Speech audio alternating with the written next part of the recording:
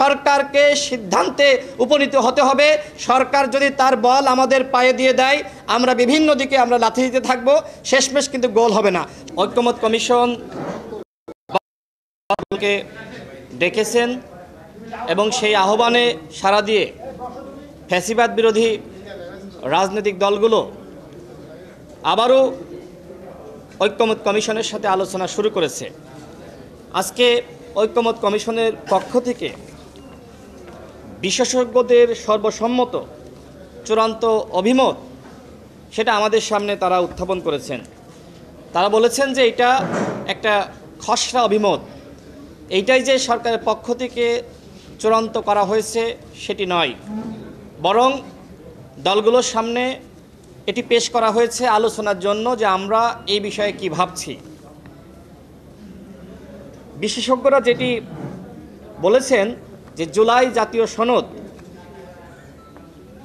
Constitution অর্ডারের মাধ্যমে বাস্তবায়ন করার বিষয়ে তারা মত দিয়েছেন, তবে এক্ষেত্রে আবার তারা বলেছেন চূড়ান্ত বাস্তবায়ন করার জন্য গণভোট লাগবে। বাট এইখানে আরেকটি লাইন স্পষ্ট করা আছে, যদি আমি একটু ইংরেজিতে বলি, if the CEO receives the assent of the people through a referendum, অর্থাৎ গণভোটের মাধ্যমে যদি জনগণ এটাকে রিসিভ করে তাহলেই শুধুমাত্র জুলাই জাতীয় সনদ গৃহীত হবে। এখন আমার প্রশ্ন হলো, যদি জনগণ এটাকে রিসিভ না করে, মনে করেন যে জনগণ এই জুলাই জাতীয় সনদের বিপক্ষে ভোট দিল, সেক্ষেত্রে কি হবে?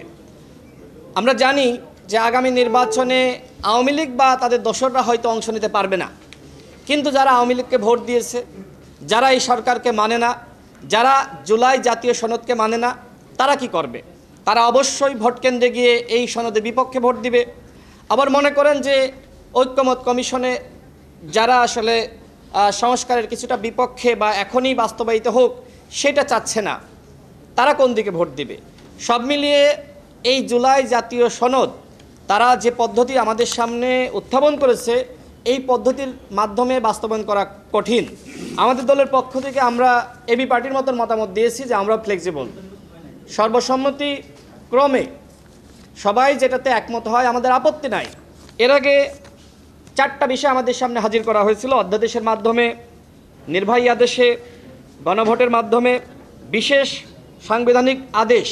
আজকে তারা 3টাকে বাদ দিয়ে একটা সামনে হাজির করেছেন এবং বলছেন যে এইটা চূড়ান্ত মতামত দিয়েছে। তো আমার কাছে যেটি মনে হয় যে সরকারকে সিদ্ধান্ত নিতে হবে। রাজনৈতিক দলগুলো কোনোভাবেই একমতে আসতে পারবে না, সেই বাস্তবতা নাই।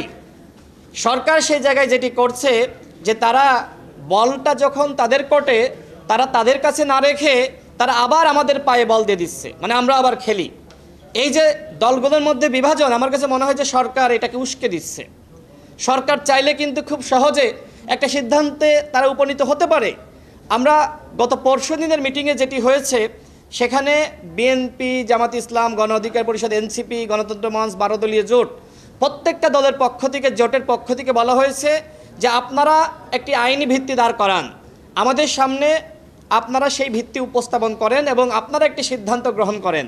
কিন্তু সরকার মনে হচ্ছে দায় নিতে চাচ্ছে না, এই জন্য সরকার কোনো সিদ্ধান্ত গ্রহণ করতে চায় না। দেখেন, জনগণ কিন্তু গণ অভ্যুত্থানের মাধ্যমে বা বিপ্লবের মাধ্যমে এই সরকারের উপরে ম্যান্ডেট দিয়েছে রাষ্ট্র সংস্কার করার, গণহত্যার বিচার করার এবং একটি অবাধ সুষ্ঠু নিরপেক্ষ নির্বাচন জাতিকে উপহার দেওয়ার। কিন্তু সরকার জনগণের এই ম্যান্ডেটকে রক্ষা করছে না। সরকার এখন আমাদের সাথে আলোচনা করছে, কিন্তু আমরাই তো এদেশের জনগণের পুরোপুরি প্রতিনিধিত্ব করি না। এদেশের লাখো কোটি মানুষ, জনগণ কি চাই? জনগণ চাই সংস্কার, এবং ডক্টর মোহাম্মদ ইউনূসের নেতৃত্বাধীন সরকারকে জনগণ সবাই সমর্থন দিয়েছে। সুতরাং সরকার যদি সিদ্ধান্ত নিতে ব্যর্থ হয় তাহলে এই সনদ কোনোভাবে বাস্তবায়িত হবে না। কারণ দলগুলো, আমি চ্যালেঞ্জ করে বলতে পারি, যারা আলোচনা করছি তারা কোনোভাবেই ঐক্যমতে পৌঁছানো সম্ভবপর নয়। হ্যাঁ, আমরা হয়তো আংশিক ঐক্যমতে আসতে পারি, কিন্তু শতভাগ ঐক্যমতে কি আমরা আসতে পারবো? এই যে 6 মাস আলোচনা হলো, কোনো মীমাংসা আসতে পারিনি, আবারও 3য় দফায় সময় বাড়ানো হয়েছে। তার মানে আপনি কত সময় এভাবে বাড়াইতে থাকবেন? এইভাবে যদি সময় বাড়তেই থাকে এবং নির্বাচন যদি ডিলে হয়, সেক্ষেত্রে তো আওয়ামী ফ্যাসিবাদ, এই যে আমাদের ভিতরে যে ধরনের বিভাজন, এই বিভাজনের সুযোগে তারা ফিরে আসবে। সুতরাং আমরা সবার প্রতি আহ্বান রাখতে চাই, ছাড় দেওয়ার মানসিকতা অর্জন করেন। হ্যাঁ, আপনি বড় দল হতে পারেন, আপনি মাঝারি দল হতে পারেন, আপনি ছোট দল হতে পারেন, কিন্তু জনগণের স্বার্থে যদি আপনি ছাড় না দেন, তাহলে এই জনগণ কিন্তু আপনাকে প্রত্যাখ্যান করবে। জনগণের যে আকাঙ্ক্ষা, সেটি আপনাদেরকে বিবেচনা করার অনুরোধ জানাচ্ছে গণ অধিকার পরিষদ। সংস্কার, গণহত্যার বিচার, এই দুইটা বিষয়ে তরুণদের কিন্তু ঐক্যমত আছে।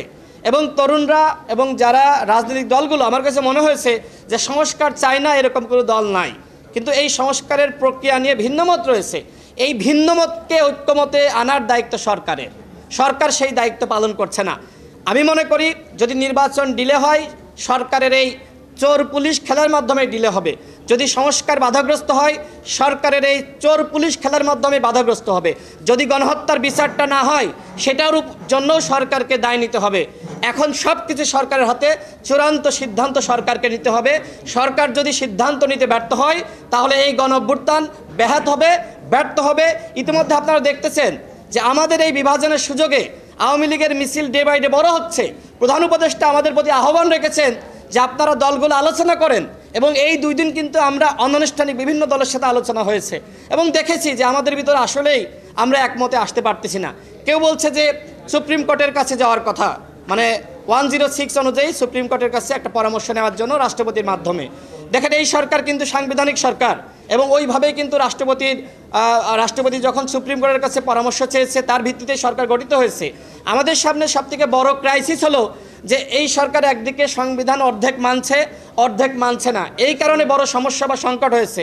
সরকার যদি শুরুতে সংবিধান স্থগিত করে আজকে এই সংস্কার আলোচনা করত, তাহলে এই ধরনের সমস্যা সংকট আমাদের পাড়ি দিতে হতো না।